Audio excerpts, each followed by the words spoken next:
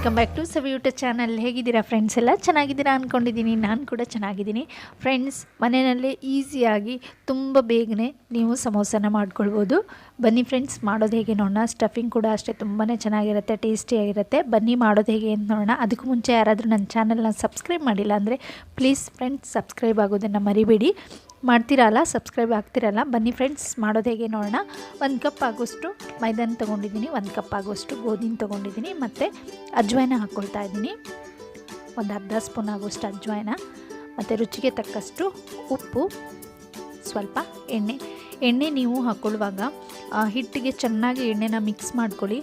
ಮತ್ತು ನೀವು ಒಂದು ಉಂಡೆನ ಕಟ್ಟು ನೋಡಿ, ಆ ಉಂಡೆ ಕರೆಕ್ಟಾಗಿ ಕಟ್ಟೋದಕ್ಕೆ ಬಂತು ನಿಮಗೆ ಅಂತ ಹೇಳಿದರೆ ಕರೆಕ್ಟಾಗಿ ಹದವಾಗಿ ಎಣ್ಣೆ ಹಾಕ್ಕೊಂಡಿದ್ದೀರಾ ಅಂತ. ಹೆಚ್ಚು ಎಣ್ಣೆನೂ ಹಾಕ್ಕೊಳ್ಬೇಡಿ, ಕಡಿಮೆನೂ ಹಾಕ್ಕೊಳ್ಬೇಡಿ. ಇವಾಗ ಹಿಟ್ಟನ್ನು ನಾದ್ಕೋತಾ ಇದ್ದೀನಿ. ಹಿಟ್ಟು ಕೂಡ ಅಷ್ಟೇ ತುಂಬ ತೆಳುವಾಗಿ ನಾದ್ಕೋಬೇಡಿ, ಗಟ್ಟಿಯಾಗಿ ಇರಲಿ, ಆದರೆ ಸಾಫ್ಟಾಗಿ ನಾದ್ಕೊಳ್ಳಿ. ಈ ರೀತಿಯಾಗಿ ಮಾಡಿಬಿಟ್ಟು ಒಂದು 10 ರಿಂದ 15 ನಿಮಿಷ ಇದನ್ನು ಬಿಟ್ಬಿಡೋಣ. ಇವಾಗ ಬೇಯಿಸ್ಕೊಂಡಿರೋ ಆಲೂಗೆಡ್ಡೆನ ತೊಗೊಂಡಿದ್ದೀನಿ, ಸಿಪ್ಪೆ ತೆಗೆದಿಟ್ಕೊಂಡಿದ್ದೀನಿ.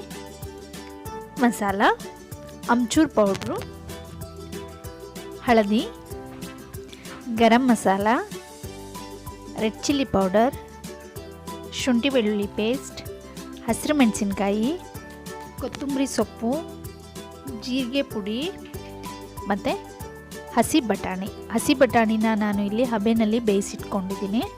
ನೀವು ಬೇಯಿಸ್ಕೊಂಡಿಲ್ಲ ಅಂದರೂ ಪರವಾಗಿಲ್ಲ, ಹಾಗೆ ಯೂಸ್ ಮಾಡ್ಬೋದು. ಯಾಕಂದರೆ ಹಸಿ ಬಟಾಣಿ ಆಗಿರೋದ್ರಿಂದ ನೀವು ಬೇಯಿಸುವಾಗ ಬೆಂದ್ಬಿಡುತ್ತೆ ಅದು. ಇವಾಗ ಇಲ್ಲಿ ಆಲೂಗೆಡ್ಡೆನ ಈ ಥರ ಮ್ಯಾಶ್ ಮಾಡಿಟ್ಕೊಡ್ತಾ ಇದ್ದೀನಿ. ನೀವು ತುಂಬ ನುಣುಪಾಗಿ ಮಾಡ್ಕೊಳ್ಬೇಡಿ, ಈ ಥರ ಸ್ವಲ್ಪ ಆಲೂಗೆಡ್ಡೆ ಸಿಗಬೇಕು ಆ ರೀತಿಯಾಗಿ ಮಾಡ್ಕೊಳ್ಳಿ. ಮತ್ತು ಆಲೂಗೆಡ್ಡೆನ ಹದವಾಗಿ ಬೇಯಿಸ್ಕೊಳ್ಳಿ, ಜಾಸ್ತಿ ಮೆತ್ತೆ ಕೂಡ ಮಾಡ್ಕೊಳ್ಬೇಡಿ ಬೇಯಿಸ್ಕೊಳ್ಳುವಾಗ. ಇವಾಗ ಒಂದು ಕಡಾಯಿನ ಬಿಸಿಗಿಟ್ಬಿಟ್ಟು ಎಣ್ಣೆ ಹಾಕ್ಕೊಂಡಿದ್ದೀನಿ. 1-2 ಸ್ಪೂನ್ ಆಗುವಷ್ಟು ಹಸಿರು ಮೆಣಸಿನ್ಕಾಯಿ ಹಾಕ್ಕೊಂಡಿದ್ದೀನಿ, 1 ಸ್ಪೂನ್ ಆಗುವಷ್ಟು ಶುಂಠಿ ಬೆಳ್ಳುಳ್ಳಿ ಪೇಸ್ಟ್. ಇಷ್ಟನ್ನು ಹಾಕ್ಬಿಟ್ಟು ಶುಂಠಿ ಬೆಳ್ಳುಳ್ಳಿ ಹಸಿ ವಾಸನೆ ಹೋಗಬೇಕು ಅಲ್ಲಿವರೆಗೂ ಚೆನ್ನಾಗಿ ಫ್ರೈ ಮಾಡ್ಕೊಂಡ್ಬಿಟ್ಟು ಬೇಯಿಸಿರೋ ಬಟಾಣಿನ ಹಾಕ್ಕೊಳ್ತಾ ಇದ್ದೀನಿ. ಬಟಾಣಿ ಕೂಡ ಅಷ್ಟೇ ಬೆಂದಿದೆ, ಆದರೂ ಶುಂಠಿ ಬೆಳ್ಳುಳ್ಳಿ ಜೊತೆ ಮಿಕ್ಸ್ ಮಾಡ್ಕೊಂಡ್ಬಿಟ್ಟು ಇವಾಗ ಆಲೂಗೆಡ್ಡೆನ ಸೇರಿಸ್ಕೊತಾ ಇದ್ದೀನಿ. ಆಲೂಗೆಡ್ಡೆನ ಈ ರೀತಿಯಾಗಿ ಮಾಡ್ಕೊಳ್ಳಿ, ಚೆನ್ನಾಗಿ ಈ ಥರ ಮಿಕ್ಸ್ ಮಾಡ್ಕೊಂಡ್ಬಿಟ್ಟು.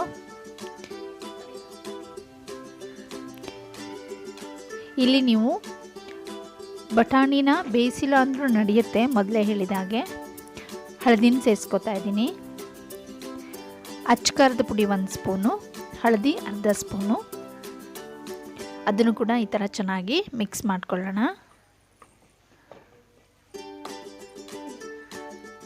ನೆಕ್ಸ್ಟ್ ಇದಕ್ಕೆ ಗರಂ ಮಸಾಲಾನ ಸೇರಿಸ್ಕೊತಿದ್ದೀನಿ. 1 ಸ್ಪೂನ್ ಆಗುವಷ್ಟು ಗರಂ ಮಸಾಲ, 1 ಸ್ಪೂನ್ ಆಗುವಷ್ಟು ಜೀರಿಗೆ,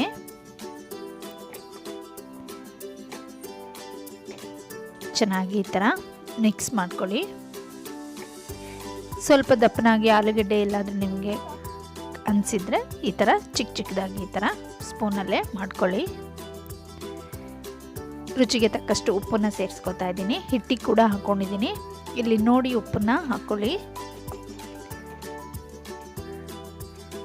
ಈ ಥರ ಚೆನ್ನಾಗಿ ಮಿಕ್ಸ್ ಮಾಡ್ಕೊಳ್ಳಿ.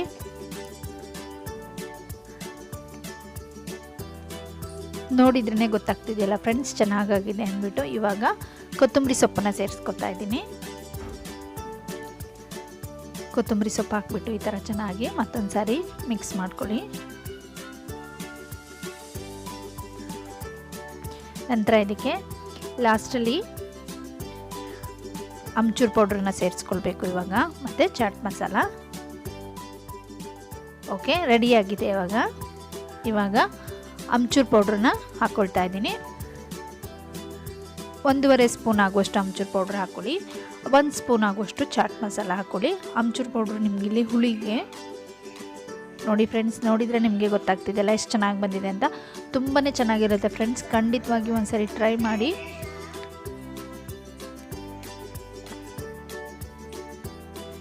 ಈ ರೀತಿ ಮಾಡಿ ಎತ್ತಿಟ್ಕೊಳ್ಳಿ. ಇವಾಗ 10 ರಿಂದ 15 ಹಿಟ್ಟು ಇವಾಗ ರೆಡಿಯಾಗಿದೆ. ಓಕೆ, ಇವಾಗ ಸಮೋಸನ ಮಾಡ್ಕೊಳ್ಳೋಣ. ನೋಡಿ, ಇವಾಗ ಹಿಟ್ಟನ್ನು ಒಂದ್ಸರಿ ಚೆನ್ನಾಗಿ ನಾದ್ಕೊಂಡ್ಬಿಟ್ಟು, ನೋಡಿ ಎಷ್ಟು ಗಟ್ಟಿಯಾಗಿರಬೇಕು ಹಿಟ್ಟು, ತೆಳುವಾಗಿ ಮಾಡ್ಕೊಳ್ಬೇಡಿ. ಇವಾಗ ಚೆನ್ನಾಗಿ ಈ ಥರ ನಾದ್ಕೊಂಡ್ಬಿಟ್ಟು ಕಟ್ ಮಾಡ್ಕೊತಾ ಇದ್ದೀನಿ. ನಮ್ಮ ಚಾಕುನಲ್ಲಿ ಈ ಥರ ಈಕ್ವಲ್ ಆಗಿ ಈ ಥರ ಕಟ್ ಮಾಡ್ಕೊಂಡ್ಬಿಟ್ಟು 2 ಕಪ್ನಲ್ಲಿ ನೋಡಿ ಎಷ್ಟು ಸಮೋಸ ಆಗುತ್ತೆ ಅಂದ್ಬಿಟ್ಟು ಈ ಥರ ರೌಂಡ್ ಆಗಿ ಮಾಡಿಟ್ಕೊಳ್ಳಿ. ಹಿಟ್ಟು ಈ ಥರ ರೆಡಿ ಮಾಡಿಟ್ಕೊಂಡು ಮುಚ್ಚಿಟ್ಕೊಳ್ಳಿ, ಓಪನ್ ಮಾಡಿ ಇಡಬೇಡಿ, ಗಟ್ಟಿ ಆಗುತ್ತೆ ಹಿಟ್ಟು. ಇವಾಗ ಶೀಟ್ನ ರೆಡಿ ಮಾಡ್ಕೊತಾ ಇದ್ದೀನಿ. ನೀವು ಇದನ್ನು ಬೇಯಿಸ್ಬಿಟ್ಟು ಶೀಟ್ ಮಾಡೋದಾದರೆ ಅದು ಕೂಡ ಮಾಡ್ಕೊಳ್ಬೋದು, ಇಲ್ಲ ಡೈರೆಕ್ಟಾಗಿ ಈ ಥರ ಮಾಡೋದಾದರೆ ಹೀಗೆ ಕೂಡ ಮಾಡ್ಕೊಳ್ಬೋದು. ನೀವು ಬೇಯಿಸ್ಬಿಟ್ಟು ಮಾಡಿಕೊಂಡ್ರೆ ತುಂಬ ಹೊತ್ತು ನಿಮಗೆ ಕ್ರಿಸ್ಪಿಯಾಗಿ ಚೆನ್ನಾಗಿರುತ್ತೆ. ಬೇಗನೆ ಮಾಡ್ಕೊಳ್ಬೇಕು, ಟೈಮ್ ಇಲ್ಲ ಅಂತ ಹೇಳಿದರೆ ನೀವು ಈ ರೀತಿ ಮಾಡ್ಕೊಳ್ಳಿ. ಬೇಯಿಸೋದಾದರೆ ಇನ್ನೂ ಸ್ವಲ್ಪ ತೆಳುವಾಗಿ ಶೀಟ್ನ ರೆಡಿ ಮಾಡಿಕೊಂಡು 2 ಕಡೆ ಸ್ವಲ್ಪ ಬೇಯಿಸ್ಕೊಂಡ್ಬಿಟ್ಟು ಮಾಡ್ಕೊಳ್ಳಿ. ನೋಡಿ, ಈ ರೀತಿ ಸೆಂಟ್ರಲ್ಲಿ ಕಟ್ ಮಾಡಿಬಿಟ್ಟು ಸ್ವಲ್ಪ ನೀರು ಹಾಕಿಬಿಟ್ಟು ಈ ಥರ ಮಾಡ್ಕೊಳ್ಳಿ. ನೋಡಿ ಯಾವ ರೀತಿ ಬಂದಿದೆ ಅಂತ. ಇವಾಗ ಇದಕ್ಕೆ ಫಿಲ್ ಮಾಡ್ಕೊಳ್ತಾ ಇದ್ದೀನಿ. 2 ಸ್ಪೂನ್ ಆಗೋಷ್ಟು ಹಾಕ್ಕೊಳ್ಳಿ. ಈ ಥರ ಅಂಟಿಸ್ಕೊಳ್ಳಿ. ನೀರು ಹಾಕಿ ಕೂಡ ಅಂಟಿಸ್ಕೊಳ್ಬೋದು, ಇಲ್ಲ ಹಾಗೆ ಕೂಡ ಅಂಟ್ಕೊಳ್ಳುತ್ತೆ. ನೀರು ಹಾಕಿ ಅಂಟಿಸ್ಕೊಳ್ಳಿ, ಗಟ್ಟಿಯಾಗಿರುತ್ತೆ. ನೋಡಿ, ಎಲ್ಲದನ್ನು ಈ ರೀತಿ ರೆಡಿ ಮಾಡಿ ಇಟ್ಕೊಂಡಿದ್ದೀನಿ. ಎಣ್ಣೆ ಕಾಯೋದಕ್ಕೆ ಇಟ್ಟಿದ್ದೀನಿ. ಎಣ್ಣೆನ ಜಾಸ್ತಿ ಕಾಯಿಸ್ಕೊಳ್ಬಿಡಿ, ನಿಧಾನ ಊರಿನಲ್ಲಿ ಬೇಯಿಸ್ಕೊಳ್ಳಿ.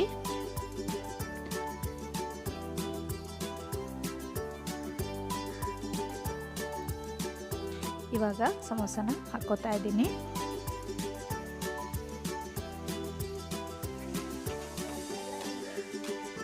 ನೀವು ಬೇಗನೆ ಸಮೋಸ ಮಾಡ್ಕೊಳ್ಳೋದಾದರೆ ಈ ರೀತಿ ಮಾಡ್ಕೊಳ್ಬೋದು, ಇಲ್ಲ ಮೊದಲೇ ಹೇಳಿದ ಹಾಗೆ ನಿಮಗೆ ಇನ್ನೂ ಕ್ರಿಸ್ಪಿಯಾಗಿ ಬೇಕು ಅಂತ ಹೇಳಿದರೆ ಶೀಟ್ ಮಾಡ್ಕೊಳ್ಳೋದಾದರೆ ನೀವು ಸ್ವಲ್ಪ 2 ಕಡೆ ಸ್ವಲ್ಪ ಲೈಟಾಗಿ ಚಪಾತಿ ಬೇಯಿಸ್ಕೊಳ್ಳೋ ಥರ ಲೈಟಾಗಿ ಜಾಸ್ತಿ ಬೇಯಿಸ್ಕೊಳ್ಬೇಡಿ. ಲೈಟಾಗಿ ಒಂದು ಸ್ವಲ್ಪ ಬೆಂದಿದ ತಕ್ಷಣ ಇನ್ನೊಂದು ಕಡೆ ತಿರುವಾಕಿ ಇನ್ನೊಂದು ಕಡೆ ಬೇಯಿಸ್ಕೊಂಡ್ಬಿಟ್ಟು ಇದೇ ಥರ ಕಟ್ ಮಾಡಿಕೊಂಡು ಅದ್ರೊಳಗಡೆ ಸ್ಟಫಿಂಗ್ನ ಫಿಲ್ ಮಾಡಿಬಿಟ್ಟು ಈ ಥರ ಬೇಯಿಸ್ಕೊಳ್ಳಿ.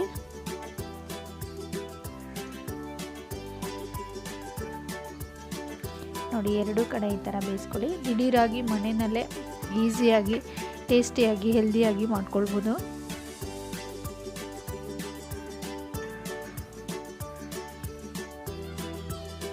ನೋಡಿ, ರೆಡಿಯಾಗಿದೆ. ಇವಾಗ ಎಲ್ಲದನ್ನು ಕೂಡ ಇದೇ ಥರ ಹಾಕ್ಕೊಳ್ತಾ ಇದ್ದೀನಿ. ಫ್ರೆಂಡ್ಸ್, ನೀವು ಕೂಡ ಟ್ರೈ ಮಾಡಿ, ಚೆನ್ನಾಗಿ ಬರುತ್ತೆ. ಖಂಡಿತ ನಿಮಗೆ ಕೂಡ ಇಷ್ಟ ಆಗುತ್ತೆ. ಒಂದು ಸಾರಿ ಟ್ರೈ ಮಾಡಿ.